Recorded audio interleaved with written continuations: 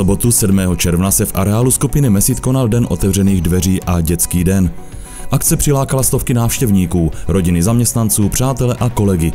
Hlavním tématem byla pro děti cesta za roboty. Ve skutečnosti šlo ale o mnohem víc, o ukázku toho, jak se v Mesitu propojují technologie, lidé a budoucnost. Děti zaměstnanců dostali batůžky s malými dárky a vydali se plnit úkoly. V areálu sbírali kartičky s omalovánkami a technickými úkoly, poznávali tak svět Mesit techniky hravou formou. Tato akce je v první řadě poděkování našim zaměstnancům, jejich rodinám a celé komunitě. Chceme tady všem ukázat, že za každou technologií stojí lidé, kteří odvádějí skvělou práci. V neposlední řadě jsem rád, že tady vidíme hodně dětí, protože třeba dnešní návštěva pro ně může být tím prvním impulzem nebo inspirací pro jejich budoucí život. Návštěvníci mohli nahlédnout přímo do výroby.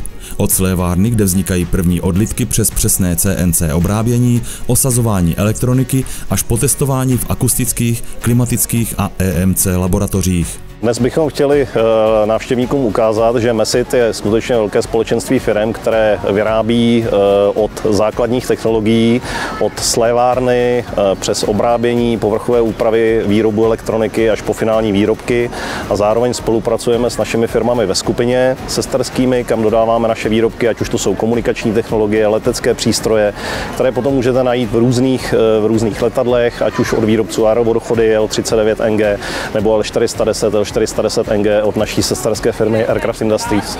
Jsme součástí skupiny Omnipol Group, která sdružuje několik firm v leteckém a obranném průmyslu, které mezi sebou vzájemně spolupracují a využívají té výrobní synergie k tomu, abychom mohli dodávat zajímavé výrobky na trh. Během dne probíhaly komentované prohlídky vybraných provozů.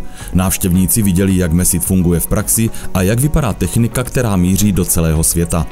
Během akce byly otevřeny také školní dílny Mesit střední školy, které slouží pro výuku elektrotechniky i strojírenství. Chceme ukázat, že technické vzdělávání může být srozumitelné, zajímavé a že škola může být pro studenty místem, které je bude bavit. Součástí trasy byla také zastavení u skutečných robotických pracovišť.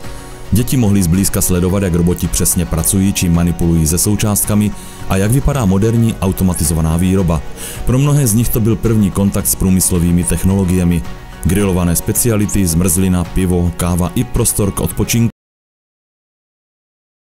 kde si každý našel to své.